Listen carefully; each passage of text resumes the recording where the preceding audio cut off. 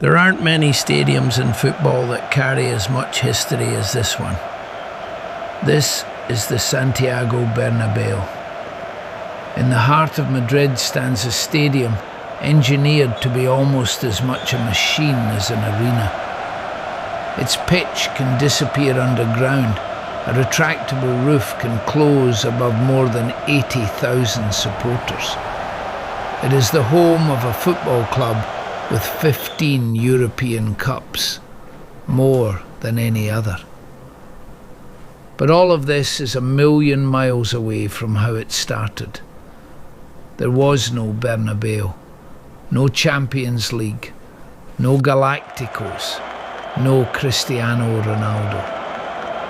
To understand how a group of young men playing a game imported from Britain became perhaps the most famous football institution on earth, we have to dismantle this stadium piece by piece and go back more than a century.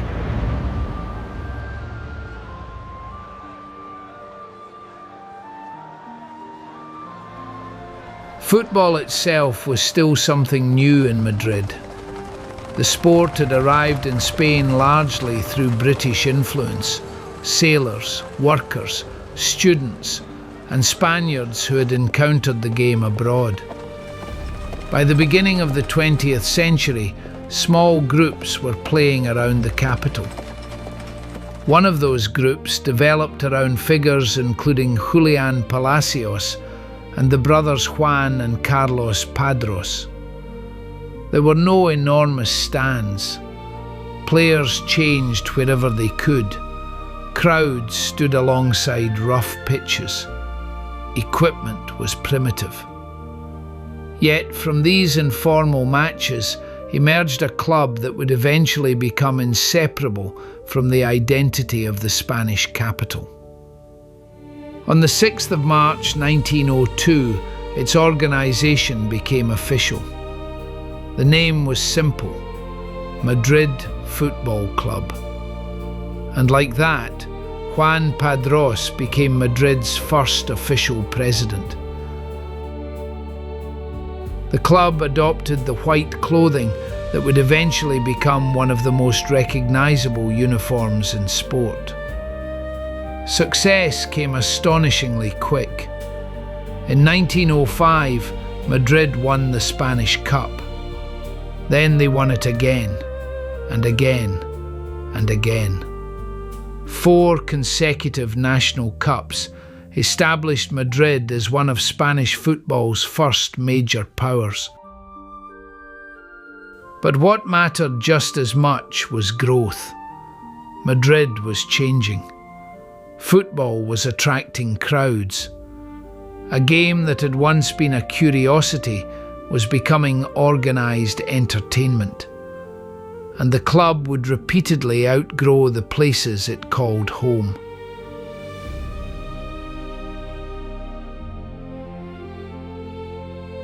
In 1912, the club moved to O'Donnell, its first proper enclosed ground.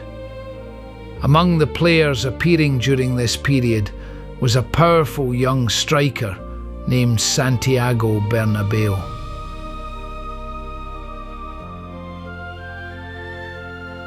At this point, he was simply a footballer. His greater contribution was still decades away.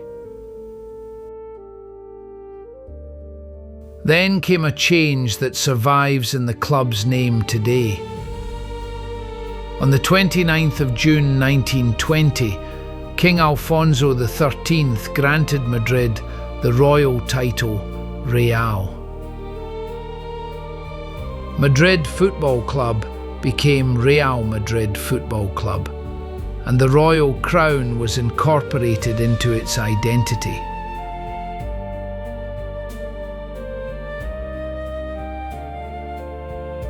Football was becoming increasingly professional. Crowds were increasing again, and even O'Donnell was no longer enough. Real Madrid needed somewhere bigger. After briefly playing at the Ciudad Lineal Velodrome, Madrid opened a new ground in 1924. The old Chamartín held around 15,000 spectators and stood in an area that still felt distant from central Madrid.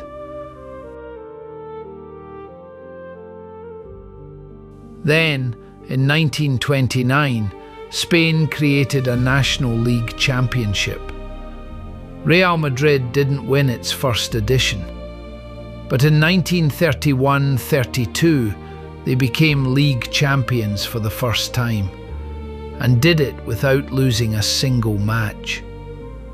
A second consecutive title followed in 1933. Goalkeeper Ricardo Zamora became one of the great stars of the period.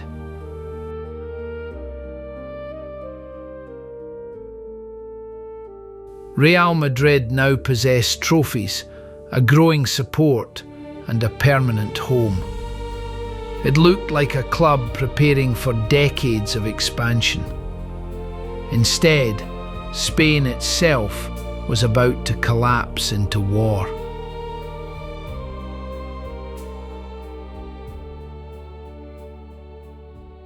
In 1936, Real Madrid's progress was abruptly interrupted by the outbreak of the Spanish Civil War. National football effectively stopped. Players and officials were scattered, and the club's Chamartín Stadium was badly affected during the conflict. Madrid itself remained at the centre of the fighting, and the club's leadership was caught up in the political turmoil, as during the war, the club was briefly led by Republican Army officer Antonio Ortega. When Franco's forces took control of Madrid in 1939, football finally began again. Real Madrid now faced the difficult task of rebuilding. Chamartín was repaired, the squad was reconstructed, and in October 1939, the stadium reopened for football. But just months after Spain's civil war ended, the Second World War began across Europe. For Real Madrid, the early 1940s were therefore a period of recovery rather than dominance. Then, in 1943, a former player returned to lead the club. Santiago Bernabéu became president.